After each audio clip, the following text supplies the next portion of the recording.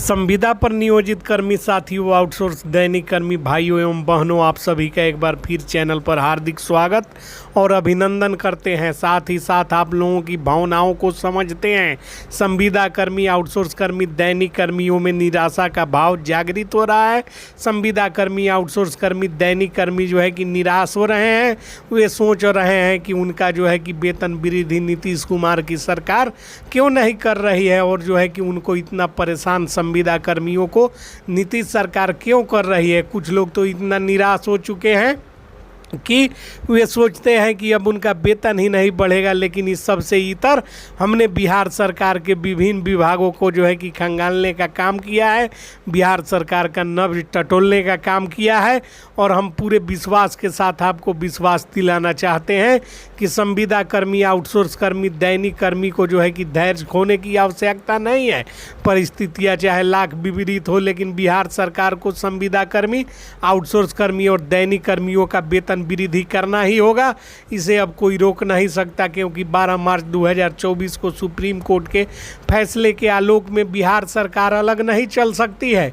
और देश के अनेकों राज्यों में वेतन वृद्धि की प्रक्रिया और 2011 की नियमावली को लागू करने का प्रस्ताव जो है कि पारित किया जा रहा है। इसी कड़ी में बिहार सरकार के तरफ से आ रही खबरों के अनुसार संविदा पर नियोजित कर्मियों के मानदेय वृद्धि के साथ साथ विकास मित्रों की तरह सभी संविदा कर्मियों को भाता देने पर राज्य सरकार मजबूर और गंभीर है।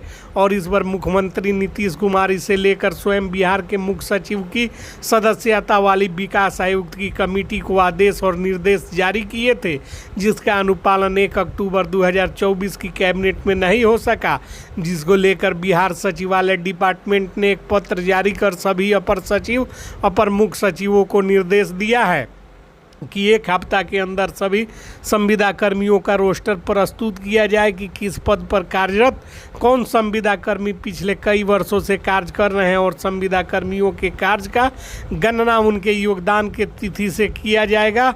और इसके अनुसार विभाग के किस पद पर किस नियोजन की तिथि से किस वर्ष किया गया था, यानी संविदा कर्मी कितने वर्षों से सेवा में बना हुआ है, आउटसोर्स कर्मी कितने वर्षों से सेवा में बना हुआ है, इसकी गणना के उपरांत वरीयता के क्रम में आउटसोर्स कर्मी और संविदा कर्मी का मानदेय नए सिरे से निर्धारित करने का कार्य विकास आयुक्त को सौंपा गया है। और मानदेय के साथ साथ भाता का भी प्रावधान करने जा रही है बिहार सरकार, जिसके सभी संविदा और आउटसोर्स कर्मियों का मानदेय नए सिरे से निर्धारित करने का जो है कि काम सरकार करेगी। संविदा आउटसोर्स के मानदेय और भाता मिलाकर कुल 30 से लेकर 35 हज़ार रुपये मानदेय दिया जाएगा। और सभी संविदा कर्मी, आउटसोर्स कर्मी के समस्याओं का समाधान किया जाएगा। आपको बताते चले कि मुख्यमंत्री नीतीश कुमार ने मुख्य सचिव को स्पष्ट आदेश दिया है कि बिहार में अगले वर्ष विधानसभा चुनाव होने जा रहा है। ऐसे में सरकार अपने वादे के अनुसार संविदा कर्मी, आउटसोर्स कर्मी, नियोजित कर्मियों को 30 से 35 हज़ार मानदेय देने का ये वादा भूली नहीं है। और चुनाव के पूर्व संविदा कर्मियों को तमाम तरह के जो है कि फैसले लेगी सरकार, और संविदा कर्मी रोड पर ना आ जाए, इससे पहले जो है कि कर्मियों को योगदान की तिथि से गणना कर वरीयता के क्रम में मानदेय और भाता का निर्धारण नए सिरे से करेगी और भुगतान किया जाएगा, ताकि संविदा कर्मी, आउटसोर्स कर्मी, दैनिक कर्मी को 30 से 35 हज़ार रुपये प्रत्येक माह CFMS प्रणाली के माध्यम से भुगतान कर दिया जाए। मुख्यमंत्री के आदेश के बाद बिहार में संविदा नियोजित कर्मी, आउटसोर्स कर्मी, दैनिक कर्मी के जो है कि वेतन बढ़ने की गणना शुरू कर दिया गया है, और उस पद पर कार्यरत कर्मी के योगदान की तिथि से गणना किया जाएगा।